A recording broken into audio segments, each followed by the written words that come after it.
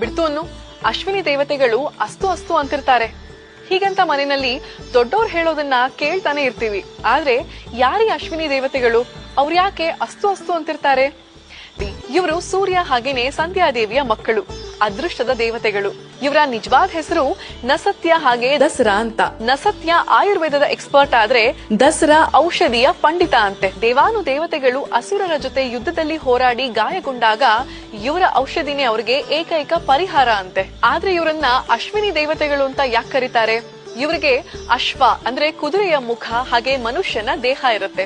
ಹಿಂದೆ ಒಂದ್ಸಲ ಸಂಧ್ಯಾದೇವಿ ಸೂರ್ಯನ ಶಾಖವನ್ನ ತಡೆಯೋಕಾಗ್ದೇನೆ ಹಿಮಾಲಯ ಪರ್ವತದಲ್ಲಿ ವಿಹಾರಕ್ಕಾಗಿ ಹೊರಡ್ತಾರೆ. ಯಾರಿಗೂ ಗೊತ್ತಾಗ್ಬಾರ್ದು ಅಂತ ಹೇಳಿ ಕುದುರೆಯ ರೂಪದಲ್ಲಿ ವಿಹರಿಸ್ತಿರ್ತಾರೆ. ಹೆಂಡತಿ ಎಷ್ಟೇ ದಿನ ಆದ್ರೂನು ಕಾಣಿಸೋದೇ ಇಲ್ವಲ್ಲ ಅಂತ ಸೂರ್ಯ ಆಕೆಯನ್ನ ಹುಡುಕ್ತಾ ಬಂದಾಗ ಹೆಂಡತಿ ಕುದುರೆಯ ರೂಪದಲ್ಲಿರೋದನ್ನ ನೋಡಿ ಅವರು ಕೂಡ ಅದೇ ರೂಪದಲ್ಲಿ ಅಲ್ಲಿಗೆ ಬರ್ತಾರಂತೆ.